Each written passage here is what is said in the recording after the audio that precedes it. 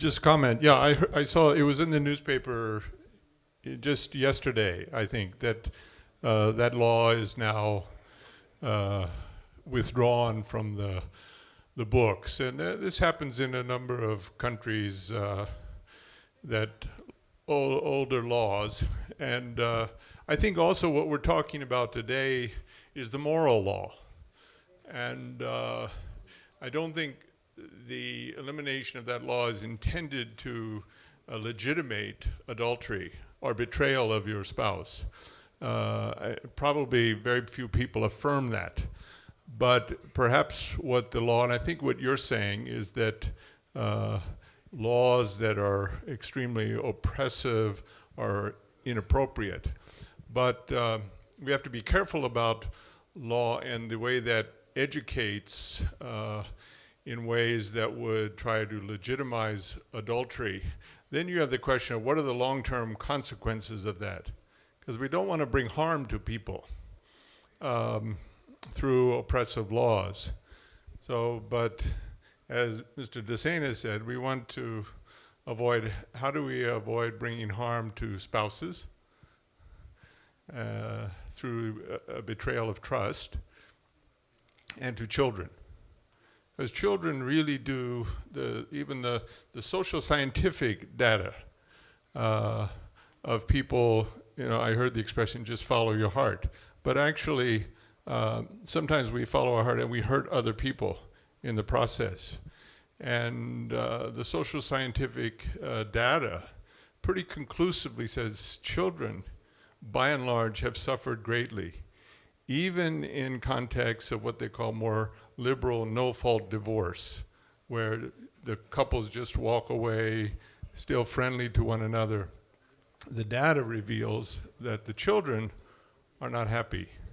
And that's just empirical scientific data that's been gathered. So laws are changing in society. Korea was once a bastion of strong, stable marriages and family, and it kind of was the glue that held the society together.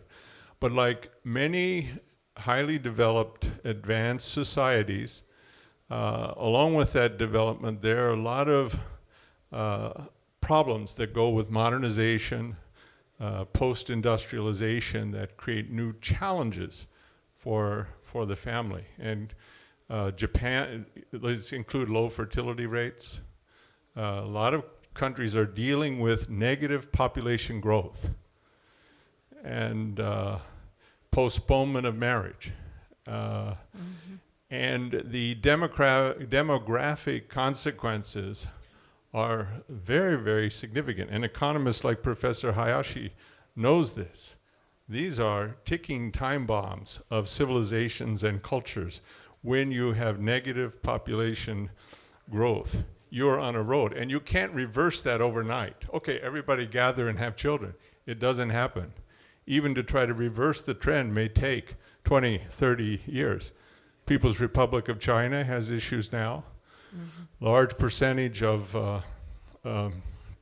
male children, like 70 million more male than female, because there's selective child selection process going on with the single parent, single child policy of China. So there's also a lot of our work even in advocating this more traditional view of the family, monogamy, man and woman marriage. There are many who are trying to advocate redefinitions of the family in many parts of the world. And we encounter this very much at the United Nations. And so we are very much putting forward this traditional view of the family, husband and wife, man and woman, as what is really the best for children and the best for society long term. It's not just about individual romantic happiness. It's about how do we build the good society longer term.